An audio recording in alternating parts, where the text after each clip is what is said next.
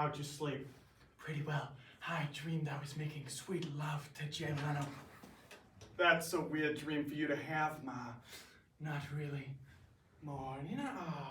Oh, Blanche, honey, how was your date last night? Oh, it was wonderful. Me and Mel Bushman were coming in from the middle of nowhere, and we ran out of gas. Oh my goodness, what did you do? You name it. Well, anyway, I signed us up for a murder mystery weekend at the Queen of the Keys Hotel. Is that the sort of thing where a murder is committed, and then it's a mystery? Yes, yes, dear. That's exactly what it is. Wow, that sounds like fun. You know, back home I was known as the Sherlock of St. Olaf. You figured out which one was Shinola, did you, Rose? The hard way. Well, I need at least a group of 4 for the hotel to give me the group rate. I thought they always gave you the group rate. Oh, this is for the whole night. Does this mean you go? Of course I'll go. I've read every murder mystery from here to the Mississippi. Oh, sure. Anything for a friend. What the heck? I'll go too. Murder has taken America by storm. I'm not kidding. Yesterday, I caught my brother all alone in his room, listening to true crime podcasts. I'm planning the intervention as we speak, but America's fixation with grisly murders and mysteries is undeniably at an all-time high. At the wrong time. The 80s and the 90s, that was the true golden age. You see what I did there? Full of Cabbage Patch Kids, VCRs, Beanie Babies, and murder. Lots and lots of murder. So when a bunch of retired 90s grandmas decide a murder mystery weekend could be fun, you get the best of both worlds. The Case of the Libertine Belle by Susan Harris and Tom Whedon. Now, girls, remember, look over everyone very carefully. Try to figure out who are the guests and who are just actors pretending to be guests. Okay, Dorothy, if that's your real name. Blanche. Candle, I do declare your words could charm a morning dew right off the honeysuckle. Bye. Are you the dew or the honeysuckle? Oh, well, Candle, you sit there posing with Glenn. That's just disgusting. Oh, the shameless way she's flirting with him. That's just disgusting. But you flirted with him? Oh, it's different. I'm from the South. Flirting's part of my heritage. Well, what do you mean? Her mother was a slut too. Hey, what's going on over there? Oh my goodness, they've been murdered? My name is Detective Spade Marler. I'm a private detective retained by the dead man, philanthropist Giles Forsyth, because when an 88-year-old marries a 22-year-old, he likes to know what she's up to. Unusual dagger. Undoubtedly the weapon used to kill Mrs. Forsyth, but clearly her husband was shot. Ma'am, I need to search you. Go right ahead, but you won't find anything. What I believe they refer to as a purse gun. And it's been recently fired. I don't understand. Ladies and gentlemen, you now have enough clues to solve this mystery. The answer's obvious. It was Colonel Mustard in the library with a candlestick. Or perhaps they are both murderers. Would you care to explain? In the first place, it's unlikely that Gloria murdered her father. Patricide is an overwhelmingly male crime. However, daughters frequently murder their mothers. Come here, Mom. The knife was dropped to the left of the victim. Therefore, we can deduce that the murderer is left-handed.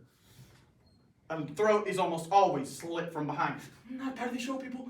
Not part of the show. Being right-handed, I was slashed from left to right, but it was dropped to the left of the victim. Notice Gloria is left-handed. I think it's painfully clear that Gloria planned a murder, but the gun was planted on her. I think Philip and Gloria both planned the murder, and each meant to pin it on the other. You've given us a who and a how. But what about why? What's the motive? When a 22-year-old marries an 88-year-old, chances are she's not after his body. Are you sure? Very. Both Philip and Gloria planned a murder, and each meant to pin it on the other. Well, there you have it, ladies and gentlemen. Wow, that was a real Tour de France, Dorothy. Thank you, Rose. Girls, guess what? Candle told me he wants to be alone with me. So I gave him the key to our room now. let me have your key, Rose. You can bunk with Dorothy and Sophia. But we were gonna be roomies. Come in, Kanda. Oh my goodness, he's been murdered. What's this about? Oh, this is undoubtedly just another part of the murder mystery weekend. Are you sure? He looks pretty dead to me. All right. Ma, hand me your mirror. You see, every morning I hold this under your nose. If it fogs up, I start the coffee. No breath. Oh my goodness, he's actually dead.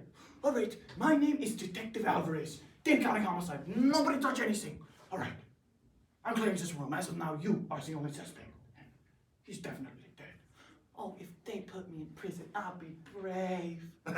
Oh, let's face it, only Blanche and the victim had keys. I mean, give me another explanation.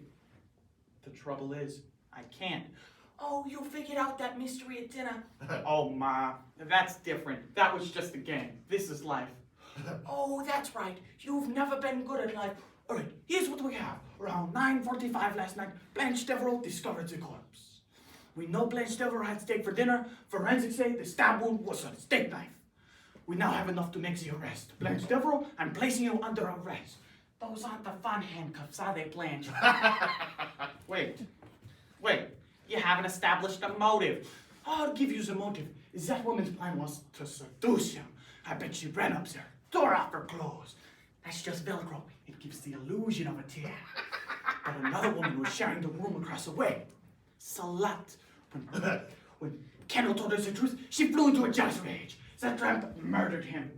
Officer Alvarez, I know Blanche Devereaux, and that tramp is incapable of committing murder. Wait. Why would she bring a steak knife to what she thought was a romantic liaison? It could have been for anything. I'm not familiar with her sexual proclivities. Wait. What about Posey, Kendall's other girl? I think I see how it happened. Last evening at dinner, when Posey saw Kendall give Blanche her room key, she was furious. She flew into a jealous rage. She slipped the steak knife into her purse. Big deal. I took a whole place in it. Not now, Ma. And when she felt she wouldn't be missed, she slipped upstairs and knocked on the door where Kendall was already in. And he answered the door. She accuses him of two-timing. He denies it. She stabs the steak knife into his heart and runs away before anyone could discover her. There's your real murderer, Blanche Devereaux. Not Blanche Devereaux, sorry, officer. That's Posey McGlynn. Posey McGlynn's your real murderer. Wow, that was really cool. It was the other slut. It really is a shame he's murdered. Oh, jeez. I'd like to thank everyone for a weekend we will never forget. Oh, Kendall, it was all a ruse. Of course, I had to have a little fun after your creepy friend over there solved the first mystery very easily. Oh, It was easy. you want to say easy? Take a look at Blanche. Oh, Candle. I'm just happy you're alive. Oh, we are. Now, let's get out of here before another one of us dies. Are you sure, Ma? Your clock is ticking. Can't we wait a little longer? Ooh, I like clocks.